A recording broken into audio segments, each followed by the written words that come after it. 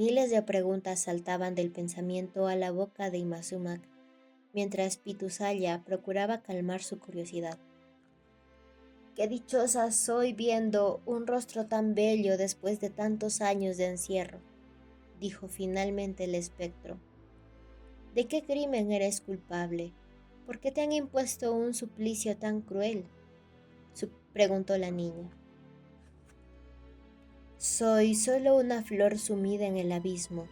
Amé y fui amada por un hombre a quien mi padre, el Inca, no pudo aceptar. Cuando él pidió mi mano, fue desterrado y repudiado a pesar de haber sido antes amado y protegido. Y yo, a quien el Inca amaba y llamaba corazón de su corazón, fui encerrada en esta cueva para morir. Si no he contado mal los días de mi sufrimiento, han pasado 15 años desde la última vez que vi la luz del día. Dime, ¿quién eres tú? Y Mazuma intentó adivinar, debajo de la palidez de ese rostro huesudo, la belleza de la que alguna vez había sido una joven alegre y enamorada. No le resultó fácil. Le contó su propia historia, que encontraba sencilla y carente de cualquier interés. Vivía en ese templo desde siempre, no tenía padres y suponía que eran muchos los años que tenía, pues eran muchos los años que llevaba aborreciendo ese lugar. Según mi cuenta, son como 15 años los que tienes, interrumpió Pitusaya. Un brillo repentino alumbró las pupilas mortecinas de la desdichada mujer. ¿Cómo te llamas?, preguntó con cierta ansiedad, y ante la respuesta de la niña, se sobresaltó. ¿Imazumak? Hija mía, yo te di ese nombre, mi hija, exclamó la princesa mientras se ponía en pie, aún tambaleante, pero llena de alegría. ¿Mi madre? ¿Tú, mi madre? ¿Es posible lo que oigo?, balbuceó la niña. Por unos segundos, la confusión reinó entre ellas. Luego, ambas se abrazaron, prometiéndose siempre estar juntas. Fue Pitusaya la que intentó calmar un poco la elevada emoción del momento. Bajen la voz, podrían descubrirnos. Y les hizo entender que debían aparentar que nada había cambiado hasta que encontraran la forma de sacar a Cusco y Yur de ese lugar. En el palacio de Tupac Yupanqui, la quietud también era aparente. El Inca aún tenía las dudas de si el dios Sol lo reconocería como uno de su linaje, o si tomaría partido por aquel señor del Antisuyo que durante los últimos 15 años había demostrado la bravura de su sangre. Al ver a Wilcauma, el Inca le pidió noticias de Rumiñahui, y el brujo le dio buenas nuevas para él.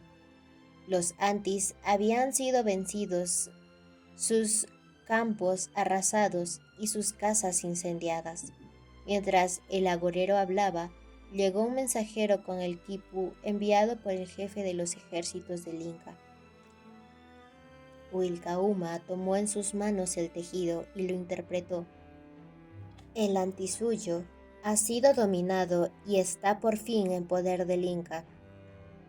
Tupac Yupanqui ordenó al mensajero regresar donde Rumiñahui y recordarle que era orden suya que no se sacrificara en vano la vida de nadie y que debía volver al Cusco con todos los prisioneros vivos.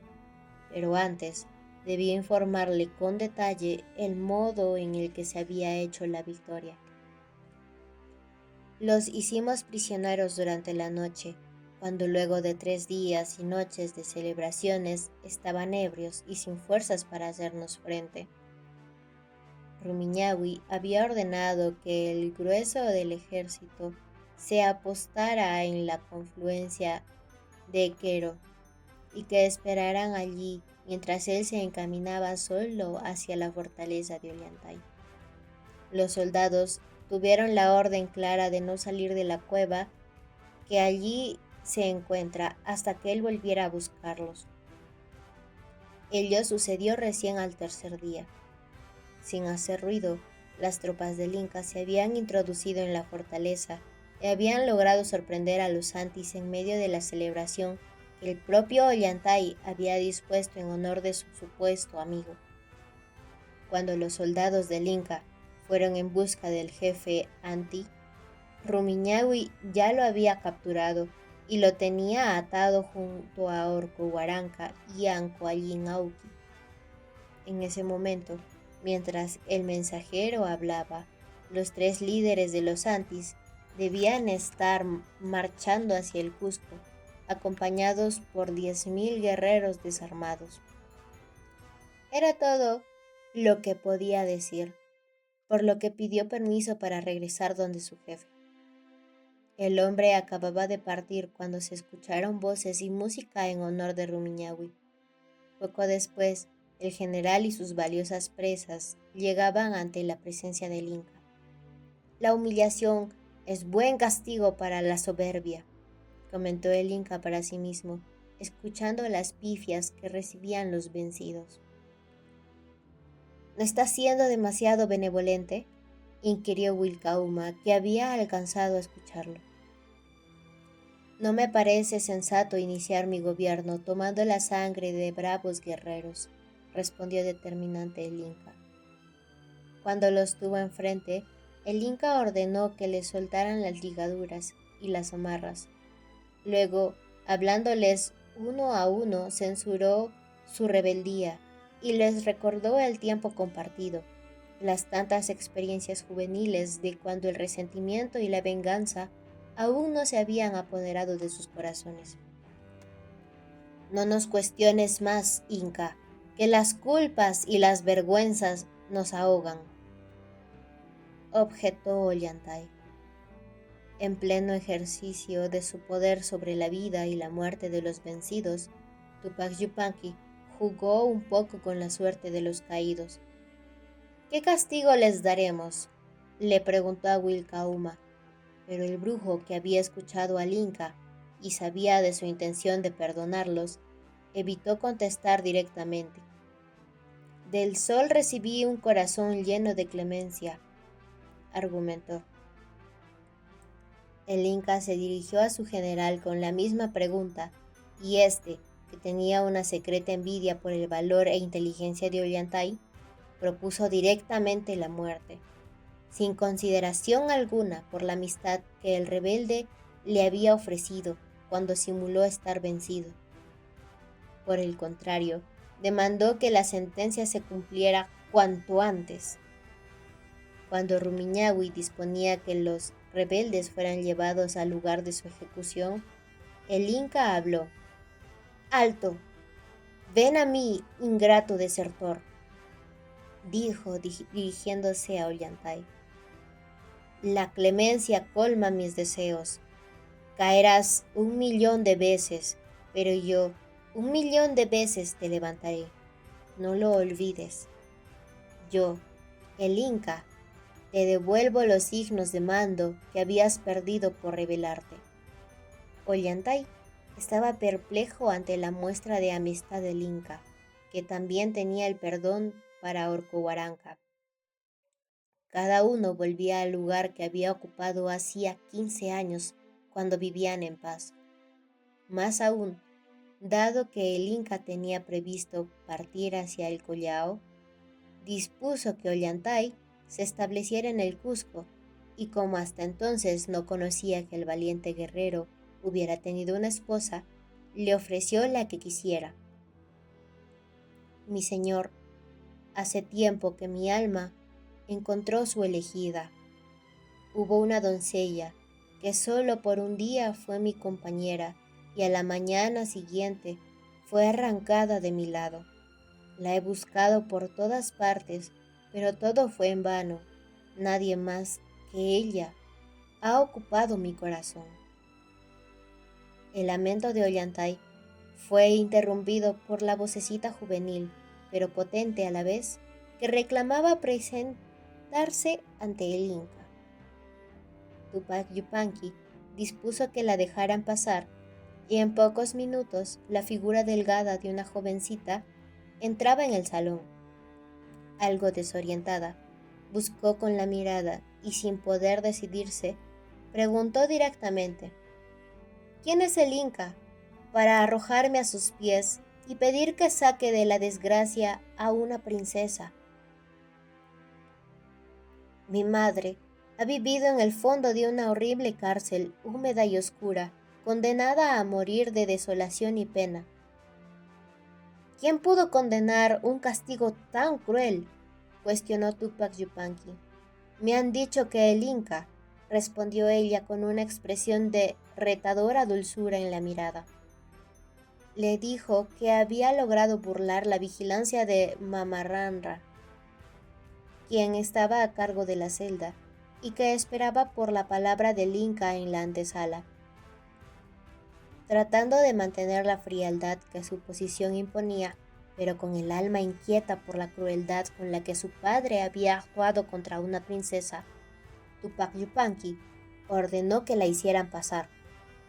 Aún atada de manos, con los mismos harapos con los que la habían encontrado su hija, y con muestras en el cuerpo y en el rostro del tormento padecido, entró Cusicoyur en el salón. Atemorizada por la presencia de tantas personas, la mujer buscó a su hija con la mirada y sin palabras le preguntó: ¿Dónde estoy? ¿Quién es esta gente?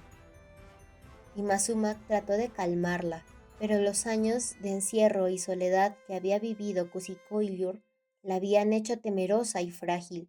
Aún temblaba cuando Wilcahuma se acercó a ella para soltarle las ataduras.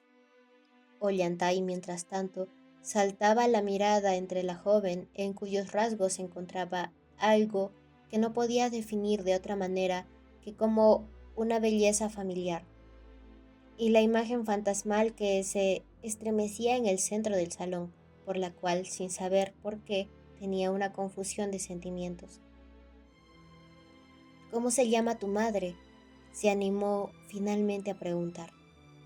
Aunque es ahora una estrella apagada, su nombre, en el lenguaje de nuestros padres, significa lucero alegre. Ella es la princesa Cusicoyur. ¿Cusicoyur?, gritó sorprendido Ollantay, logrando que la imagen fantasmal se enderezara, recomponiéndose hasta casi recuperar la belleza que había ocultado el padecimiento. Poderoso Inca, mira en esta mujer a mi esposa. ¿Es posible que esta desdichada sea la hermana que perdí hace tantos años? Lo es, amado hermano, respondió ella, con apenas un hilo de voz. Ollantay no conseguía dar crédito a lo que estaba viviendo. ¿Acaso había logrado encontrar finalmente a su amada? El motivo por el cual se había enfrentado en rebeldía al Inca durante 15 años finalmente se disolvería. Durante tantos años, amor mío, compartimos separados la amargura, dijo Cusicoyur, consolando a Ollantay que lloraba a sus pies. Depende de ti, amoroso hermano, magnánimo Yupanqui, reemplazar el dolor por dicha y permitir que vivamos juntos hasta la muerte. El Inca estaba conmovido por las palabras de Cusicoyur, como por la crueldad con la que había actuado su padre contra quien era su hija favorita. La que te dio la vida moriría si te viera en ese estado, hermana mía. Cuántas lágrimas han surcado tu hermoso rostro, arrastrando con ellas tu belleza. Perdón por el daño que te hemos hecho, dijo con honesta vergüenza el Inca. Ollantay, he aquí a la mujer que anhelaba tu alma. Hónrala desde hoy y tu amor le devuelva el color a sus mejillas. Los amantes, después de tantos años, finalmente se abrazaron y soñaron juntos en el tiempo lleno de felicidad que les aguardaba. Y Mazuma, quien suponía que estaba sola en este mundo, ahora se encontraba en medio de una familia numerosa, Sonreía satisfecha y respondía con calidez los saludos de quienes la rodeaban.